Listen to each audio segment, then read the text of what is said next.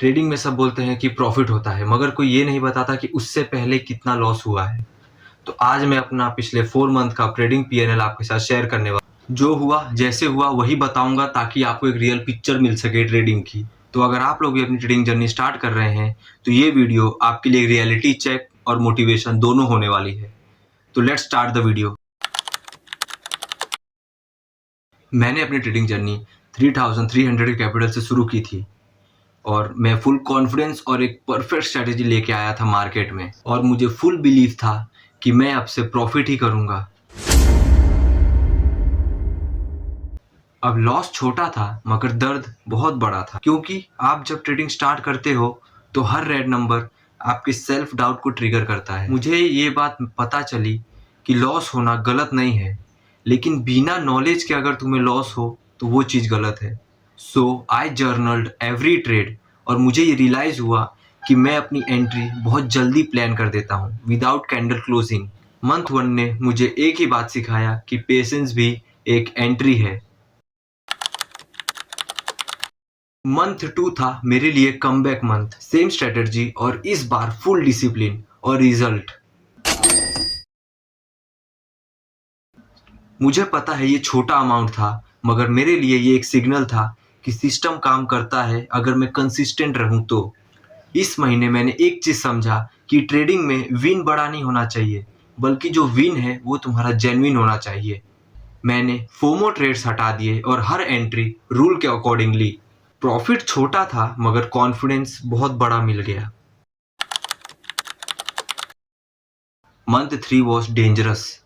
मैं over confident हो गया और मार्केट ने रियलिटी चेक के साथ सब कुछ मुझसे वापस ले लिया। और end of the month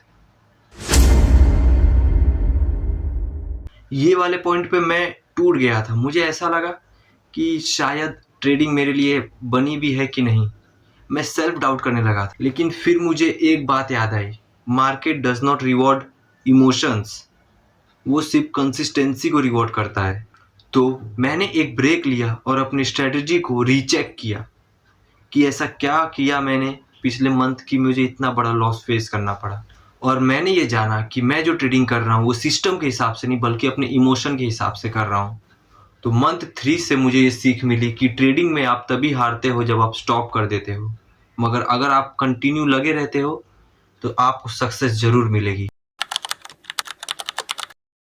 month 4 नए माइंडसेट के साथ सेम स्ट्रेटजी और रिजल्ट। ये मंथ सिर्फ प्रॉफिट का नहीं था, ये मंथ था ग्रोथ का, कंट्रोल का और बिलीफ का, जो अभी मेरा नेक्स्ट लेवल पे था। और मैंने ये बात समझ ली है कि ट्रेडिंग एक मंथ का गेम नहीं है, ये एक लॉन्ग टर्म डिसिप्लिन का गेम है, जो कि आपको लॉन्ग टर्म तक पैसा बना के देगा अगर आप डिसिप्लिन्ड हो। और सबसे इम्पोर्टेंट बात कि मैंने अपने हर लॉस को एक इन्वेस्टमेंट की तरह लिया, कि मैं मार्केट में इन्वेस्ट कर रहा हूँ और कुछ लर्निंग ले रहा हूँ। लेकिन अगर आप लॉस ले रहे हो और कोई लर्निंग नहीं ले रहे हो मार्केट से, तो भाई फिर आप गैम्बलिंग कर रहे हो यार। कुछ सीखो मतलब अपने लॉस से। You should learn something from your losses. तो ये रहा मेरे पिछले 3 महीने का पीएनएल का समरी। देखो, ओवरऑल जो पीएनएल है वो नेगेटिव हो सकता है, पर मेरा जो माइंडसेट है वो अब पॉजिटिव है, और यही रियल प्रॉफिट है जो आपको चाहिए लॉन्ग टर्म के लिए, अगर आपको प्रॉफिट बनाना है तो। ट्रेडिंग ने मुझे सिर्फ चार्ट्स के बारे में नहीं सिखाया, बल्कि उसने मुझे पेशेंस, इमोशन और सेल्फ कंट्रोल सिखाया है। अगर आप भी अपनी ट्रेडिंग जर्नी स्टार्ट करें तो एक बात हमेशा याद रखना कि गोल पैसा बनाना नहीं है, प्रोसेस को फॉलो करना है। पैसा ऑटोमेटिक बनेगा, तुम्हें उसकी टेंशन लेने की कोई ज़रूरत नहीं है।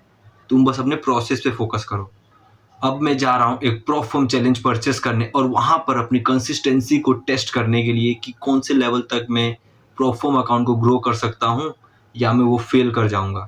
तो अगर आप लोग भी मेरे साथ ही ग्रो करना चाहते हो तो वीडियो को कर देना एक लाइक और चैनल को कर देना सब्सक्राइब, और एक प्यारा सा कमेंट भी कर देना अगर आपको वीडियो पसंद आया तो। वैसे ये मेरा फर्स्ट वीडियो है, बताना कैसा लगा। Thank you.